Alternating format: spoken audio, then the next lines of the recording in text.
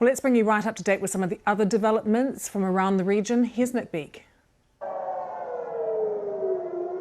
The Israeli city of Ashkelon has been hit by a stream of rockets overnight. Many were intercepted mid-flight by air defences. They'd been fired from inside Gaza, a few miles to the south. Nearby, Israeli forces have been seizing back control and moving into communities that Hamas had attacked. This is Kfar Aza, where soldiers say they've uncovered atrocities, including the murder of mothers and their children. They have just jihad machine to kill everybody, without weapons, without nothing, just normal citizens that want to take their breakfast, and that's all. And they kill them. It's an aggressive thing to see. It's very difficult to see it.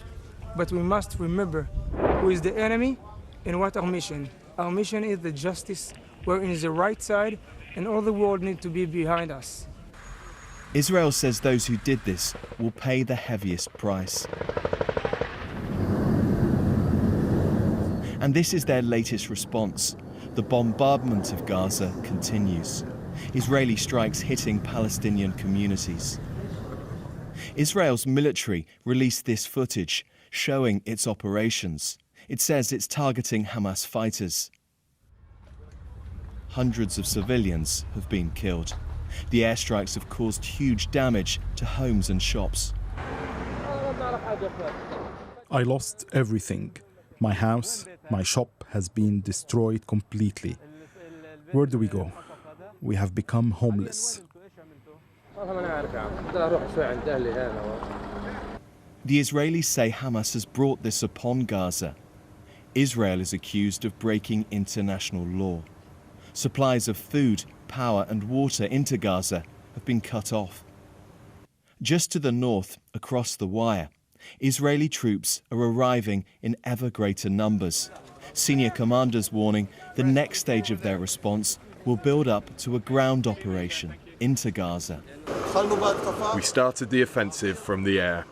Later on, we will also come from the ground.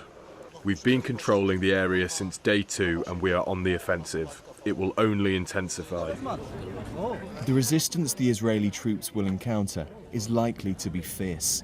Hamas will be preparing to meet in advance. The prospect is of even more bloodshed in this part of the Middle East. Nick Beek there. Let's take you live to Jerusalem. We can speak to our Middle East correspondent Yolande Nell, who is there.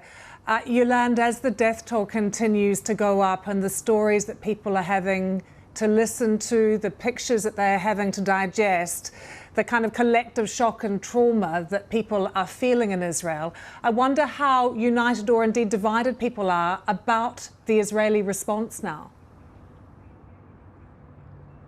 I mean, we're seeing a lot of Israelis coming round to the idea that there is going to be a continuing big operation going into Gaza. Really, Israel is still reeling from what's happened. It's the 75 years of the country this year. This is the deadliest attack that the country has ever seen. And it really caught people by surprise at a time when they were just at the end of the Jewish high holidays. And now, if you watch Israeli TV screens, it's full of images of body bags. We've seen a lot of bodies being taken out of Sderot, where there was fierce fighting between Hamas fighters who were inside a police station, had taken that over, and Israeli security forces. There are, of course, very moving accounts given by relatives of those who are still missing, with about 150 people thought to have been taken hostage and being held now inside the Gaza Strip. In Israel, you know, most people still do serve in the military. And so people have a lot of strong support for the military when there is a time of crisis, despite all of the political division that we've seen in the country in the past year with the current hardline government that's taken over. You feel that people are coming together again, united in their grief and in their desire for action, some kind of decisive action that people are calling for against Hamas. And what are they hearing from Benjamin Netanyahu, from the Prime Minister? What kind of rhetoric is he using, Yolande? I mean, extremely strong rhetoric from the Prime Minister, promising that Hamas will pay the price for what's happened, saying that the government is resolute. He has also, compared this to what happened in the Holocaust. It's something that resonates very deeply, this kind of language, of course, with people in Israel. And I did have, Israelis who had been caught up in the violence saying similar things to me. At the moment, as I say, everyone is still really caught up in the shock, but there is this united idea that some kind of strong action needs to happen now.